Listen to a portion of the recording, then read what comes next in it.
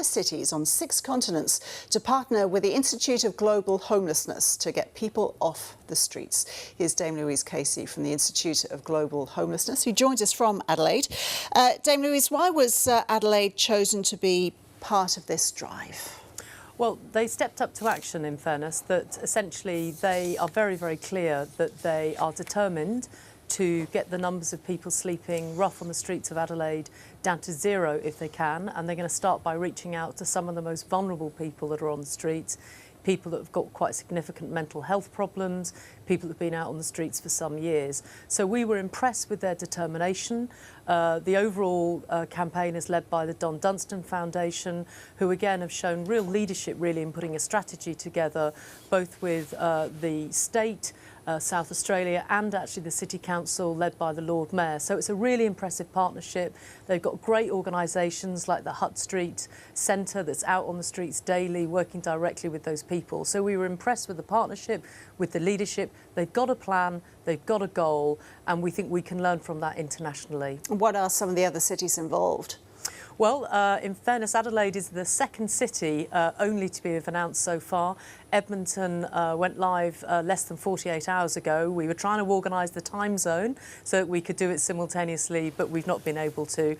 But we're looking at a significant city in the United States announcing, hopefully before Christmas, one in the United Kingdom, one in Central and South America, one in India, and hopefully that will take us towards the 10 that we need within the next 12 months. So in terms of finding solutions, how do you make sure that getting people off the streets isn't just a temporary fix? Well, that's one of the things I've been talking about to friends and colleagues in Adelaide in the last 48 hours, is that people that have been out on the streets for years, some of those people will need quite custom-made solutions. You know, to take a guy that, you know, is out of the services, has been sleeping on the streets for years, is still dealing with nightmares, has got quite significant mental health problems. He might need somewhere that is peaceful, that is quiet, but that is central, and his worker may have to travel with him on that journey. Whereas I met a young couple on the streets of Adelaide yesterday morning. They'd only been on the streets for 24, 48 hours, I think. They need reconnecting with their families and their homes. So the trick here, and it's the same in every city across the globe, is to work out what you actually need to do to help the very people that you're worried about on your own streets and develop those solutions properly. But as we said, Adelaide has, 120 people sleeping rough in the CBD. You can't apply that individual attention to bigger cities with a bigger problem, can you?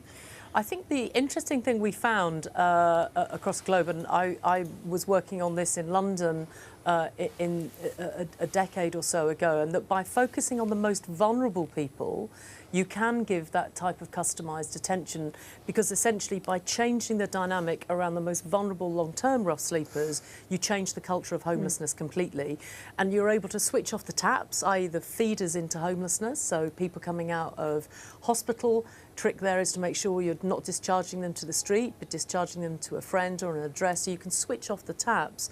But actually, yes, Adelaide has a relatively small number in comparison to cities like Sydney and Melbourne, but actually the principles remain the same. Set a target, go for the most vulnerable human beings, help them with everything you've got to change the culture of homelessness on the streets, and stand tall in the delivery. But how do you get those people to put their trust back in the system and authorities when it's already let them down?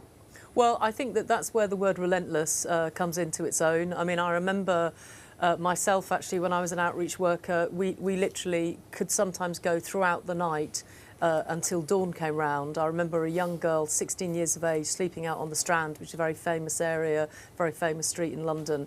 She'd been through every foster care placement. She'd suffered abuse. We had to be relentless in our determination to stay with her until she was ready to come in, and to actually show that she could trust us more than she could trust her pimp, and it works. There are a number of communities in North America which have solved their homeless problem. They have 0 people on the streets. How do they do it? Well, it's the same approach. So basically, some of those cities, New Orleans, I think, is one of the cities which colleagues in Adelaide are very interested in.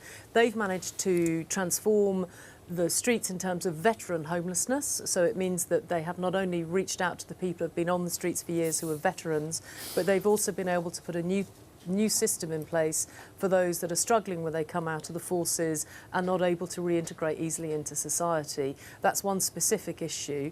I think places like London and Manchester, we were able in those cities to actually reduce very significantly the numbers of people who are chronic and long-term homeless on the streets. So once you work out who you want to help, and Adelaide, first city in Australia to be a vanguard city, first city in the Southern Hemisphere to be a vanguard city, they're going to help reach out to that 120 regular long-term rough sleepers, and we will learn from their journey.